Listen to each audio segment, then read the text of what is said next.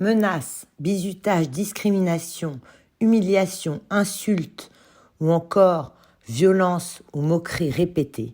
Chaque jour, l'actualité nous rappelle malheureusement ce danger sévissant dans les établissements scolaires et ses graves conséquences. Le harcèlement scolaire touche près d'1 élève sur 10 chaque année et ce phénomène est amplifié par les réseaux sociaux. Désormais, le harcèlement scolaire est puni par la loi.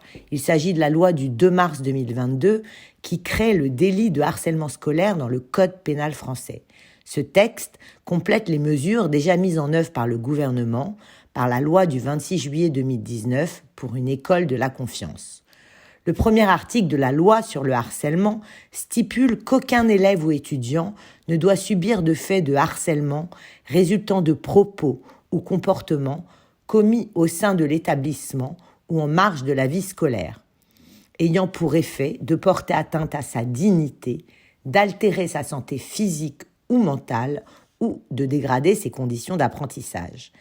Les nouvelles technologies de communication ont hélas fait émerger de nouvelles situations de harcèlement scolaire. Ainsi, les agissements du harceleur contre sa victime se poursuivent en dehors de l'enceinte des collèges et des lycées, sur les téléphones et les réseaux sociaux numériques. Face à ces nouvelles formes de harcèlement, la loi de 2022 autorise la saisie et la confiscation des téléphones portables et des ordinateurs utilisés pour harceler un élève ou un étudiant. De son côté, le ministère de l'Éducation nationale a signé une convention avec l'association e-Enfance et a élaboré un guide pour prévenir et traiter le cyberharcèlement. Mais alors, comment porter plainte lorsque son enfant est victime de harcèlement scolaire ?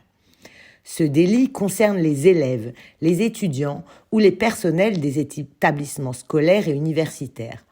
En cas de situation de harcèlement, répété ou non, la première étape pour agir contre les violences est d'alerter la direction de l'établissement.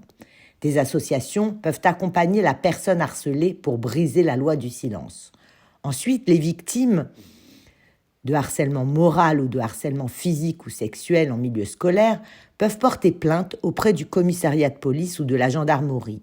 Ils pourront ensuite saisir la justice afin d'obtenir des sanctions pénales contre le harceleur ou l'agresseur, ainsi que des dommages et intérêts pour le préjudice subi.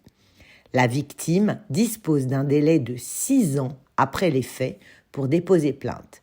Le gouvernement a également mis en place un numéro vert, le 3020. Il faut savoir qu'un mineur harcelé ne peut pas porter plainte seul. Il peut néanmoins se rendre seul dans les locaux de police pour signaler les faits par le biais d'une main courante. Ce délit pénal est puni et peut aller jusqu'à 3 ans d'emprisonnement et 45 000 € d'amende et jusqu'à 10 ans d'emprisonnement et 150 000 € d'amende lorsque les faits ont conduit la victime à se suicider ou à tenter de se suicider.